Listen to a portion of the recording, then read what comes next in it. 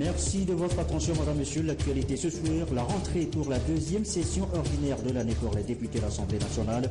Une session essentiellement budgétaire. Elle commence effectivement le 18 octobre prochain. La rentrée dans l'enseignement, un jour plus tôt, le 17 octobre, l'enseignement technique pourrait bien introduire une nouvelle discipline dans sa filière, la formation en énergie solaire. L'idée fait son chemin. Emmanuel est à l'étude depuis ce matin. Enfin, Afia Mala rentrée au pays avec le grand prix de la fierté continentale. La vedette de la chanson togolaise a été honorée à Bamako au Kwama Award 16e édition. Le prix récompense les femmes, des médias et de la musique. Afia Mala, notre invité ce soir. Voilà, madame, monsieur, le sommaire, bienvenue. Voici le journal. Bonsoir à tous. Le président de la République Faure Gnassingbé effectue depuis hier lundi une visite d'État en République fédérale démocratique d'Éthiopie. Le Togo et l'Éthiopie ouvrent ainsi le contact diplomatique et c'est la première visite bilatérale du chef de l'État en Éthiopie. Ce matin, au National Palace, le chef de l'État a été accueilli par le Premier ministre éthiopien Haïlé Mariam Délassène. Après les cérémoniales d'accueil, les deux dirigeants se sont entretenus sur la coopération entre les deux pays. Nous reviendrons tout à l'heure en images sur le sujet avec notre envoyé spécial à Addis Abeba. Sur place, ici au Togo, à l'Assemblée nationale, les députés ont fait leur rentrée parlementaire. Nous l'annoncions tout à l'heure en titre. C'est pour le compte de la deuxième session ordinaire de l'année, une session essentiellement budgétaire. Emmanuel Adiaglo, Augustin Kossi avec Pierre Tessoupo. Après l'intercession, ils sont de retour à l'hémicycle. Les élus du peuple togolais ont effectué dans la sobriété la rentrée de la deuxième session ordinaire de l'année 2016. Une session dite budgétaire qui sera consacrée à l'analyse et à l'adoption éventuelle de la loi de finances exercice 2017. Et le contexte se veut particulier. Le Togo s'apprête à accueillir du 10 au 15 octobre le sommet de l'Union africaine sur la sécurité, la sûreté maritime et le développement en Afrique. Le président de l'Assemblée nationale, Dama Dramani, a rappelé les circonstances de l'événement avant de convier la représentation nationale à se joindre aux forces vives du pays pour la réussite de ce rendez-vous international. Je voudrais ici rendre un hommage mérité au nom des élus du peuple au président de la République, chef de l'État, son Excellence Faure Eswazina Gnassingbé, pour son leadership, son engagement et sa détermination à préserver un climat de paix qui permette à notre pays de poursuivre sa marche résolue vers l'émergence. Le Togo, en effet, a fait des avancées significatives sous la conduite du président de la République en matière de gouvernance politique, économique, sociale et culturelle. Nous saluons particulièrement les succès de la diplomatie togolaise active et efficace qui a permis au Togo, notre pays, d'imposer le respect, de retrouver et d'occuper toute sa place dans le concert des nations. Ce sommet qui s'est réuni dans notre capitale avec le soutien de l'Union africaine, de l'Union européenne, des Nations unies et aussi avec l'appui de nombreux pays amis du Togo en est une preuve éloquente. Il est également le signe de la confiance et du sérieux que le Togo inspire à la communauté internationale. Aussi voudrais-je, en votre nom, adresser nos chaleureuses félicitations au chef de l'État, au gouvernement pour ce succès diplomatique. Bien entendu, je salue personnellement le travail accompli par les députés pour accompagner l'exécutif à travers le vote de plusieurs textes de loi relatifs aux thématiques de la conférence, affirmant ainsi le leadership du Togo en la matière. Je saisis aussi l'occasion pour inviter toutes les composantes de notre peuple à faire honneur à la réputation de notre pays, reconnu pour son hospitalité légendaire, afin de réserver un accueil authentiquement africain, j'allais dire authentiquement togolais, à nos hôtes. Nous, Togolais, devons être capables de privilégier l'intérêt général afin d'apporter avec patriotisme, chacun à sa place, notre contribution à la réussite de ce sommet. Dama Dramani a également salué la disponibilité des députés qui ont interrompu leurs vacances à 3 reprises pour des sessions extraordinaires. Des séances de travail qui leur ont permis d'adopter en urgence plusieurs textes de loi. Cette deuxième session ordinaire a lieu également à la veille de la rentrée scolaire au Togo et le président du Parlement a tenu à souhaiter une bonne rentrée scolaire aux acteurs de l'éducation. Je tiens à adresser mes chaleureuses félicitations au personnel enseignant pour avoir accompli avec un sens aigu de responsabilité la noble mission durant l'année scolaire écoulée et les exhorter à poursuivre cette année encore dans un climat apaisé qui honore notre pays et leur corps. La session prendra aussi en compte, en dehors du projet de budget général de l'État, exercice 2017, plusieurs autres projets de loi. Voilà, et on reparle du sommet sur la sécurité maritime dans un instant dans le courant de cette édition. Nous vous l'annoncions tout à l'heure, le président de la République, Faure Gnassingbé, effectue depuis ce lundi une visite d'État en République fédérale démocratique d'Éthiopie. Le Togo et l'Éthiopie ouvrent ainsi leurs contacts diplomatiques et c'est la toute première visite bilatérale du président Faure Gnassingbé en Éthiopie. Ce matin, au National Palace, le chef de l'État a été accueilli par le Premier ministre éthiopien Haïlé Mariam Délassène. Après les cérémonies d'accueil, eh bien, les deux dirigeants se sont entretenus sur la coopération entre les deux pays. Les précisions avec notre envoyé spécial Joseph Amidon. La République fédérale démocratique d'Éthiopie ouvre la plus haute forme de contact diplomatique de leurs relations. C'est la manifestation concrète des liens entre le Togo et l'Éthiopie et de l'intérêt accordé par les deux États à cette relation d'amitié et de partenariat mutuellement bénéfique. Et c'est la première visite bilatérale du président Faure Gnassingbé en Éthiopie. Au National Palace, la parade de la garde nationale et l'accueil réservé au chef de l'État par le Premier ministre éthiopien Haïlé Mariam Délassène illustrent bien la coopération et l'amitié entre le Togo et l'Éthiopie.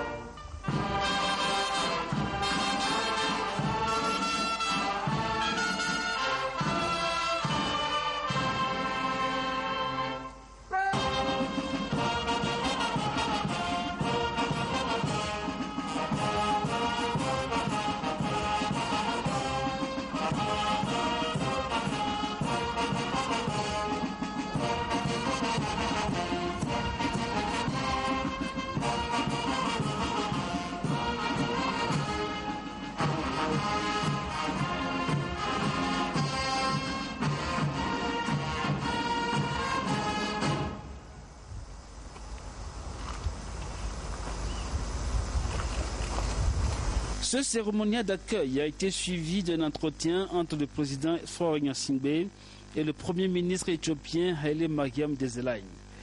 Les échanges ont porté sur le renforcement de la coopération entre l'Éthiopie et le Togo, la promotion de la coopération sud-sud, conformément au programme d'action d'Addis Abeba sur le financement du développement. Et voilà donc en image le séjour du président Faure Gnassingbé. Sachez également que les deux pays ont procédé ce jour à la signature de 3 accords. Le premier a porté sur la coopération culturelle, le second sur le tourisme et le troisième accord est un mémorandum d'entente portant création d'une commission mixte entre les deux pays. Le chef de l'État, après ces 3 signatures d'accord, s'est exprimé dans une intervention sur la nouvelle ère de coopération entre le Togo et l'Éthiopie. Nous reviendrons sur cette cérémonie dans nos prochaines éditions. Autre sujet évoqué ce soir, le fonds FNFI, Fonds national de la finance inclusive. Quelle meilleure stratégie mettre en place pour faciliter le remboursement des prêts consentis? Eh bien, la question est sur le tapis. La ministre Victoire Dogui en a discuté ce mardi avec les bénéficiaires, les microfinances partenaires. Qu'est-ce qu'on retient de cette rencontre? De quoi animer Tchassimna Baga. En 2015, 1575 personnes des plateaux ouest, Agou, Danyi, Kloto et Pélé ont bénéficié du produit APSEF, accès des pauvres aux services financiers du FNFI, Fonds national de la finance inclusive. 502 ont remboursé la première tranche pour recevoir la deuxième. Des 502, aucune n'a pu bénéficier de la troisième et quatrième tranche, faute de remboursement de la deuxième. Des discussions et des analyses, il est ressorti l'inadéquation de ce produit par rapport à cette région où l'activité phare est l'agriculture. Le gouvernement a alors imaginé et développé AgriCEF, accès des agriculteurs aux services financiers pour répondre aux besoins spécifiques du monde rural. L'engouement autour de ce nouveau produit a été grand dans les 4 préfectures des plateaux ouest avec 10 547 bénéficiaires en 2015. Cependant, seuls 119 ont pu rembourser pour bénéficier de la deuxième tranche et depuis plus rien jusqu'en 2016, soit un taux de remboursement de moins de 50% par rapport à la moyenne nationale qui est de 90%. Pour cette année 2016, ce sont 10 737 nouvelles personnes qui ont encore bénéficié du produit AgriCEF dans la région et les tendances montrent que nombreux ne se pressent pas pour rembourser l'argent reçu. C'est cette situation de faible ou non-remboursement qui est au centre de ces assises. La parole a été donnée à tous les acteurs, bénéficiaires, institutions de microfinance, chefs traditionnels, présidents de comités villageois de développement et préfets pour dire ce qui ne va pas. Ils ont pris des engagements chacun à son niveau pour améliorer le taux de remboursement dans la région. Il y a des gens qui sont bien sûr des paresseux, mais qui pensent que cet argent-là, c'est de l'argent gratuit. Nous aussi, on va venir prendre des rebouffées. Et ils prennent l'argent, ils vont dans leur village, ça c'est dans la place publique, et ils n'arrivent pas à rembourser. Et chaque fois, parlent de pluie qui n'est pas arrivé à temps et tout ça. Ce que nous comptons faire aujourd'hui, nous l'avons déjà dit, nous allons maintenant travailler avec les microfinances. Nous leur avons déjà demandé tout de suite, dès la semaine prochaine, de nous apporter la liste de ceux qui des mauvais payeurs. Et nous allons associer les chefs cantons, nous allons les appeler pour qu'ensemble on va voir dans quelle mesure on va mettre en place une stratégie de recouvrement. Il faut que nous impliquions davantage les chefs cantons dans les milieux respectifs, afin qu'ils puissent nous aider dans le recouvrement des créances impayées. Ce que le président Fara a fait, c'est bon pour nous les femmes. Parce que nous sommes là, nous ne travaillons pas. Nous sommes restés. Et puis, il voit nos femmes qu'on va nous aider pour faire notre activité. C'est bon pour moi. Moi, j'ai appris l'argent. J'ai remboursé ça. Le Fonds national de la finance inclusive FNFI, avec ses différents produits, APSEF, AgriCEF et AGICEF, est une initiative originale, pertinente et ambitieuse du gouvernement pour lutter contre la pauvreté au Togo. L'enjeu est donc de taille et il n'est pas question d'annihiler les efforts du gouvernement dont le souci permanent est d'offrir les meilleures conditions de vie aux populations à la base, a martelé Mme Sidémého Dogbe, ministre du Développement à la base. Elle a invité ceux qui traînent les pas à rembourser dans les meilleurs délais leur crédit afin de ne pas constituer des blocages pour les autres demandeurs. Nous avons noté que les performances en termes de remboursement ne sont pas encore très bonnes. Les raisons qui expliquent cela, c'est la mauvaise pluviométrie de l'année dernière, mais c'est surtout aussi le fait que la sensibilisation n'est pas encore tout à fait cela. Et nous avons convenu avec les acteurs de nous engager tous pour qu'on fasse plus de sensibilisation, pour que tout le monde, tous les bénéficiaires comprennent que ces produits qui sont mis en place, c'est justement pour nous aider à sortir de la pauvreté, à nous occuper, à développer des activités génératrices de revenus. Et donc, il faut absolument travailler avec ces différents crédits, rembourser dans les délais pour permettre aux microfinances de pouvoir procéder au renouvellement et toucher d'autres bénéficiaires. Donc le message, c'est un message du président de la République et de tout le gouvernement que les produits APSEF, AgriCEF, AGICEF sont des microcrédits qui sont destinés à aider les pauvres à s'occuper, à sortir de la pauvreté, mais que le message aussi c'est que c'est des produits qui doivent être remboursés. Lancé en janvier 2014 par le chef de l'État, le FNFI octroie des crédits allant de 30 à 300 000 francs CFA aux populations pauvres exclues du système financier. En 2016, plus de 700 000 personnes ont vu leurs conditions de vie changer positivement grâce au FNFI. Il est 20h14, le compte à rebours pour le sommet sur la sécurité maritime. Nous sommes aujourd'hui à 11 jours du rendez-vous de Lomé et sur les sites d'accueil des réunions, les forces de l'ordre et de sécurité vont cohabiter avec les vigiles, les agents de gardiennage. Comment faciliter donc cette cohabitation, le rôle précis de ces agents privés de surveillance? Le ministre colonel Léac a eu une séance de travail avec les responsables de ces sociétés privées de surveillance et de gardiennage. Le compte rendu et de M. Choukous. Elles sont de plus en plus sollicitées par les hôtels, les banques, les propriétaires de maisons et les entreprises pour des services de sécurité. Ces sociétés privées de surveillance et de gardiennage ont un rôle important à jouer dans la gestion de la sécurité des citoyens et des sites qui vont abriter le sommet de Lomé sur la sécurité maritime. Le gouvernement togolais le sait bien. Il a, à travers le ministère de la Sécurité, convié les responsables de ces sociétés à une séance de sensibilisation et de partage d'informations. Ces agents, où qu'ils se trouvent, doivent augmenter leur niveau de vigilance et d'alerte aux côtés des forces de l'ordre et de sécurité. Les responsables des sociétés de gardiennage et de sécurité civile sont nos premiers partenaires dans la gestion de la sécurité de nos concitoyens. Et il est quand même normal, à l'approche de ce sommet, qui est un sommet de tout le peuple togolais, d'échanger avec eux, de leur demander de redoubler de vigilance. Ils ont des agents déployés à plusieurs endroits, d'être vigilants. Et surtout, que notre pays attend beaucoup de délégations. Il ne faudrait pas donner une mauvaise image. Un agent de sécurité, c'est un homme respectable, dans sa tenue, dans son comportement et dans son service. Et la sécurité, il faut la travailler tous les jours. On n'en a jamais assez. Et on ne peut pas vous dire aujourd'hui nous sommes au top. On est tranquille. C'est un travail de tous les jours. Et un travail de tout le monde. Ce n'est pas d'une seule personne ou des corps habillés seulement. Il est également demandé aux agents de sécurité privée de faire preuve de courtoisie et de professionnalisme dans l'exercice de leurs fonctions. Ses partenaires en matière de sécurité adhèrent à l'idée. C'est super parce que effectivement nous pensons que nous aussi, il nous a donné des conseils d'abord, et que les consignes de travail. Et que nous ferons tout pour pouvoir respecter ces consignes afin que la sécurité maritime que notre pays a l'honneur de recevoir, n'est-ce pas, se passe très bien. Il a été également question de la formation des agents de sécurité pour leur permettre d'avoir les réflexes nécessaires pour mieux effectuer leur travail, celui d'assurer la sécurité des personnes et des biens et prévenir des actes de malveillance.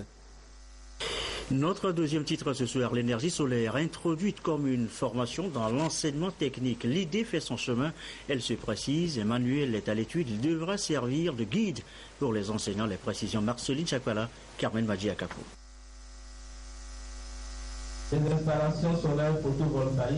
L'enseignement technique togolais se dote d'un nouveau programme de formation. Le module en énergie solaire. Des cours en énergie solaire photovoltaïque seront dispensés à partir de la rentrée prochaine dans les filières électriques. C'est pourquoi un manuel a été élaboré par le ministère en charge de l'enseignement technique en collaboration avec Urbis Foundation, une ONG allemande, pour mieux guider l'enseignant. Ce document est ici soumis aux acteurs impliqués pour validation. Le programme phare de Urbis, c'est de faire la promotion des énergies renouvelables et dont l'énergie solaire. Donc c'est dans ce sens que nous avons approché le gouvernement pour lui faire savoir tout ce que nous faisons sur le terrain et demander son soutien à ce que ce programme-là puisse être vulgarisé, valorisé et enseigné partout. Parce que nous enseignons déjà, nous formons déjà des artisans, nous formons des élèves à Sokodé. Et donc nous avons voulu que cela soit quelque chose beaucoup plus élargi sur le plan national. Et donc nous avons eu écho favorable. Depuis quelques années, le Togo mise sur les énergies renouvelables pour accélérer son développement. Pour le gouvernement, l'introduction d'un module en énergie solaire dans l'enseignement technique permettra de mettre à la disposition du pays une main-d'œuvre qualifiée capable d'assurer les installations et la maintenance des équipements de l'énergie solaire. Nous avons pensé qu'il était de notre devoir, au niveau de notre département, de préparer nos apprenants à pouvoir être capables de répondre à cette exigence. En ce moment, il est déployé dans les villages, dans les contrées et à travers tout le territoire des lampadaires solaires pour l'électrification rurale. C'est du matériel qui doit pouvoir être maintenu et pour ce faire, on doit former les techniciens. Une fois validé, le document sera mis à la disposition des professeurs sur toute l'étendue du territoire togolais. Et pas de guide pratique ici en préparation pour les 140 enseignants de Sotoubois, mais un stage en technique de pédagogie dite active. Une formation à l'ENI de la ville, elle a pris fin sur une note de satisfaction. Sur place, la correspondance de Lamarck Bojona. Pendant 21 jours, ces enseignants associés à l'ENI de Sotoubois se sont appliqués à travers des travaux en commission à développer les aptitudes en technique de pédagogie active. Il s'est agi de les outiller en vue des exercices pratiques des normaliens dans leur stage sur le terrain. Nous avons compris que nous étions en train de nager parce que nous faisions tout en classe. Aujourd'hui, à partir de la recherche mathématique, nous savons faire des sorties ciblées et non ciblées. En langue et communication également, nous savons rédiger les journaux, les tests libres, l'entretien du matin, en études du milieu aussi. Nous sommes sortis, nous avons compris que pour que l'enfant apprenne, il faut qu'il touche du doigt, il faut qu'il contemple, il faut qu'il découvre. Nous avons eu toutes ces techniques et nous comptons mettre cela en jeu. Cette session de renforcement des capacités des enseignants des écoles associées à l'ENI de Sotoubois est initiée par la direction des formations du ministère des enseignements primaires, secondaires et de la formation professionnelle. Elle s'est achevée sur une note de satisfaction générale. Le ministère a trouvé comme stratégie de passer par l'amélioration de la qualité de la formation des élèves instituteurs dans les ENI. C'est pour cela que le projet a été élaboré pour que désormais dans les ENI, les élèves instituteurs soient formés à des techniques de pédagogie active pour conduire les classes en pédagogie active pour que les enfants soient véritablement acteurs et auteurs de leur propre apprentissage. À la clôture de cette formation, les intervenants ont saisi l'occasion pour exprimer leur remerciement aux partenaires techniques et financiers qui est le Centre international de pédagogie active de France. On reste dans la région centrale, mais sur un tout autre registre maintenant. Sachez que la HAC, la Haute Autorité de l'Audiovisuel et de la Communication, a rencontré sur place les médias de la région, rencontre de prise de contact. Lamarck Bojona. Après sa prise de fonction le 9 juin 2016 et l'élection du bureau le 20 juin, la Haute Autorité de l'Audiovisuel et de la Communication, HAC, a entrepris des tournées pour une prise de contact avec les médias de l'intérieur du pays. À Sokodé, une délégation de la HAC vient échanger avec les médias de la région centrale. Nous sommes venus nous présenter notre nouvelle vision du travail de la HAC et aussi demander aux journalistes de nous aider, à les aider, parce que nous sommes là, c'est pour les aider. Ce n'est pas pour jouer aux gendarmes comme on le dit d'habitude, non. Mais nous sommes tous des amis, c'est une fraternité, la HAC et les journalistes. Le nouveau bureau de la HAC place son mandat sous le signe de la collaboration et de la fraternité. Occasion d'attirer l'attention des médias de par le territoire sur l'éthique et la déontologie et le respect de leurs engagements. Les journalistes sont formés par ailleurs sur les technologies de l'information, de la communication, des outils à maîtriser au service des ODD. Les précisions de Robert Potofi dans ce sujet à suivre maintenant. Journaliste pour la vulgarisation des objectifs de développement durable, JOBOD 30, répond à l'appel de la communauté internationale lancé en septembre 2015. Un appel qui demande à tous les acteurs de s'impliquer et de contribuer à l'atteinte des ODD. Ce qui n'a pas été le cas il y a de cela 15 ans. En nous organisant en association, c'est que nous poursuivons des objectifs. Et ces objectifs-là, c'est d'accompagner tous les projets, tous les programmes afférents aux ODD pour que les Togolais puissent savoir ce qui se passe, pour que ceux-là même qui sont les cibles de ces objectifs de développement durable, je veux parler des populations vulnérables, s'impliquent dans l'exécution de ces programmes-là. 50 journalistes de l'audiovisuel, de la presse écrite et celle en ligne du Togo sont appelés durant une journée à approfondir leurs connaissances sur les technologies de l'information et de la communication en général et l'Internet en particulier. À la fin de ce séminaire, mettre en place un réseau de journalistes pour pouvoir être en quelque sorte le point focal de la presse auprès de Togo Télécom pour que toutes les initiatives prises par Togo Télécom pour développer la communication, l'Internet, le haut débit dans notre pays puissent être relayées à temps et que les Togolais sachent comment Togo Télécom tarifie ses prestations aux populations togolaises. Focus sur le câble sous-marin K du Togo, le réseau national en fibre optique de Togo Télécom, les TIC et les ODD sont les grands exposés que vont présenter la société de téléphonie Togo Télécom et l'expert du système des Nations Unies. Le secrétaire général du ministère de la Communication a saisi l'occasion pour exhorter les professionnels des médias à œuvrer pour la réussite du sommet sur la sûreté, la sécurité maritime et le développement en Afrique qui se tiendra à Lomé du 10 au 15 octobre 2016. La musique maintenant, la musique togolaise, la musique d'Afia Mala, une nouvelle fois portée, haute, couronnée à Bamako après 42 ans de carrière. Bamako, capitale de la 16e édition des Kwama Awards. Afia Mala fait grand prix de la fierté continentale. Nous n'en sommes pas peu fiers. Reportage, Augustin Kossi, Aimé Abalo. C'est l'une des voix les plus immortelles de la musique togolaise. Afia Mala, la diva de la musique africaine, vient d'être auréolée du Grand Prix de la fierté continentale des Kwama Awards à Bamako au Mali. Afia Mala est ainsi couronnée Reine Mama Africa. Pour moi, ça a été une joie, fierté, émotion.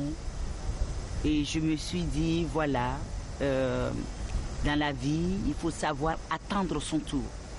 J'ai attendu. Et c'est à Bamako, aujourd'hui, qu'on me décerne le prix de Mama Africa. Vous savez, Mama Africa veut dire Myriam Makeba, feu Myriam Makeba. Enfin, un promoteur a décidé et a compris qu'il y a eu des artistes qui ont existé et qui continuent d'exister et qui continuent de porter haut les flambeaux de leur pays dans d'autres contrées. Et ces artistes femmes, il y a Aïcha Kone, Ami Koïta et Afia Mala. Authentique princesse des rives du Mono, Afia Mala a écrit à elle seule tout un pan de la musique de son pays, 4 décennies durant. Bien inspirée par Bella Bello, Myriam Makeba ou encore Edith Piaf, elle a su convaincre et séduire le public de son pays d'ailleurs par ses titres aussi emblématiques les uns que les autres. Tchalélé, L'Enlonvélier, Désir, Prophétie, ou encore son 8e album tourné à Cuba, au mythique studio Egrem avec le sublime Orchestra Aragon.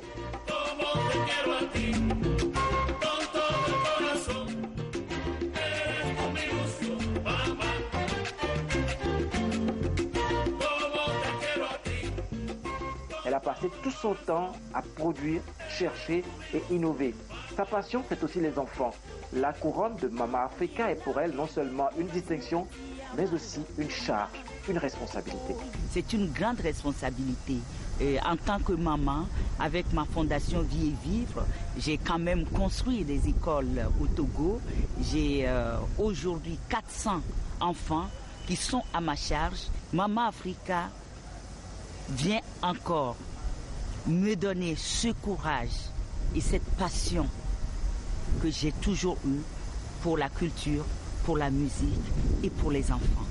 Auteur, compositeur, interprète, celle qui porte avec fierté le titre de reine de la musique togolaise a été primée et distinguée à de nombreuses reprises à travers divers prix musicaux en Afrique. Et le trophée Mama Africa prouve une fois encore qu'elle a toujours, malgré ses 42 ans de carrière, de l'énergie à revendre.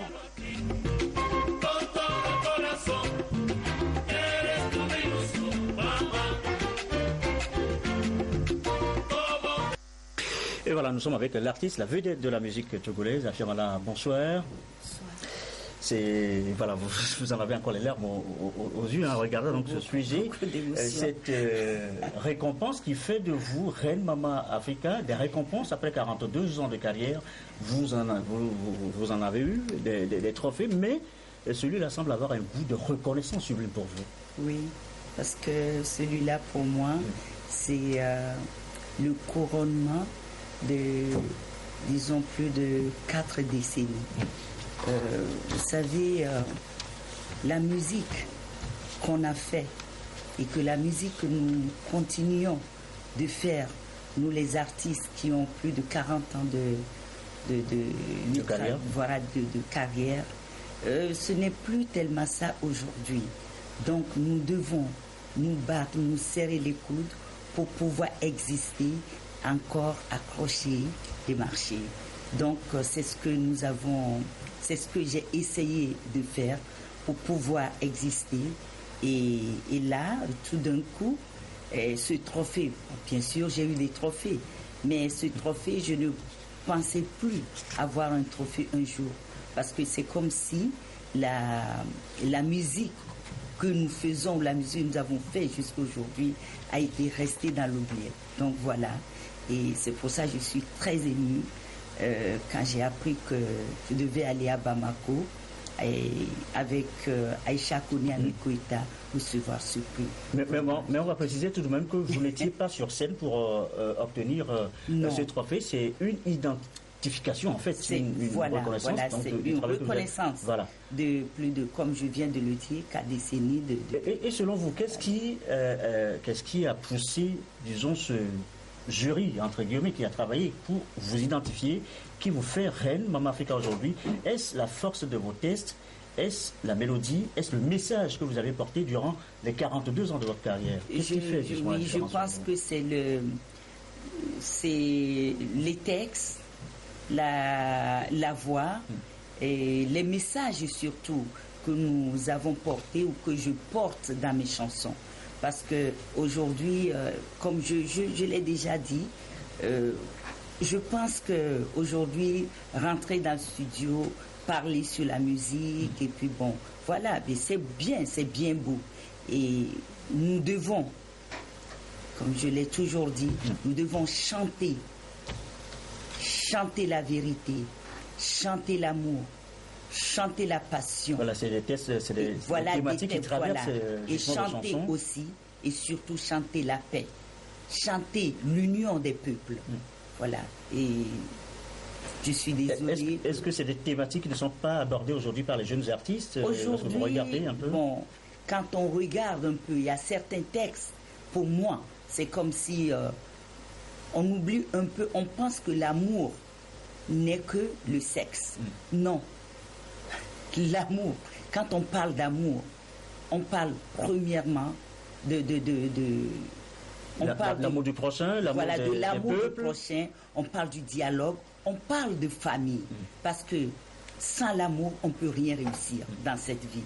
Même le travail que nous faisons, si nous n'avons pas d'amour, nous n'avons pas cette passion, on ne peut pas continuer jusqu'à aujourd'hui. Et voilà, donc je pense que c'est à travers les textes. Prenez un peu les chansons d'Aïcha Koné, les chansons de la griotte, Ami Koïta, mais c'est des textes de Myriam Makeba, du fait Myriam Makeba, c'est des chansons que nous chantons. Est-ce que ce n'est pas le contexte aussi, peut-être, qui vous a guidé à aborder donc ces termes-là? Est-ce que ce n'est pas un peu le contexte? Non, je pense que on a compris que quand nous sommes sur scène, nous sommes obligés à dire des choses que les gens pensent tout bas. Et ces choses-là, ce n'est que la vérité. Donc on est obligé de le faire parce que, et aussi de par notre éducation, nous devons parler de ces choses-là et parler d'amour. Et je le répète encore, parler de passion, parler de paix et parler de l'union entre les peuples. Afia Mala, il y a ce trophée que vous ramenez de Bamako qui fait donc de vous reine, maman, Africa. Qu'est-ce que ça implique pour vous? Une responsabilité, une charge, une reconnaissance? Non, pas du tout. C'est pas une charge, c'est une reconnaissance. Parce que ça ne fait qu'une continuité de ce que je fais déjà ou ce que nous, les femmes, nous faisons déjà. Parce que vous savez, quand on parle d'amour ou quand on parle de femme, on parle d'amour. C'est la femme qui porte le bébé et c'est la femme qui donne jour. Voilà, l'amour maternel. Voilà, et c'est la femme, encore, je répète, qui est obligée de rester avec l'homme jusqu'à la fin de ses jours. Voilà, en tout cas, l'amour traverse vos textes, transperce de part en part vos chansons. On va rappeler quelques titres. Jalélé, il y a Lon Vivier, voilà, justement. Vivier, voilà. Désir, Prophète, Angélica, Plaisir. On retrouve ce que vous défendez comme thème de prédilection. Merci beaucoup, Afia Mala. Est-ce que vous avez peut-être un message à travers ce trophée à délivrer assez rapidement? Oui, ce message, c'est une chanson qui s'appelle Bientôt. Bientôt un nouveau monde va naître pour tout le monde entier et tous ceux dont l'espérance envahit le cœur trouveront le bonheur. Vous qui souffrez, vous qui pleurez, aujourd'hui vous vous retrouverez dans un monde de paix et d'oubli. Alors passeront l'envie, la haine et la guerre, la calomnie et l'injustice. L'amour, le pardon et le partage combleront le cœur de tous. Merci beaucoup, Afia Mala. Merci beaucoup. La voix est toujours restée jeune, malgré. Je vous en prie. Voilà, la voix est restée très jeune. Vous n'avez pas changé. Message de paix. Message de paix. Merci beaucoup. Et ce message sera porté donc très haut, très fort. Et on espère, ce trophée, on le célèbre avec vous. Et le jour de votre décoration aussi, peut-être, on sera là pour célébrer cela. Oh, merci. Vous le méritez. Je vais être décoré. Voilà, merci. Merci beaucoup, Afia Mala. C'est la fin de cette édition du soir. Je vous souhaite une très très belle soirée.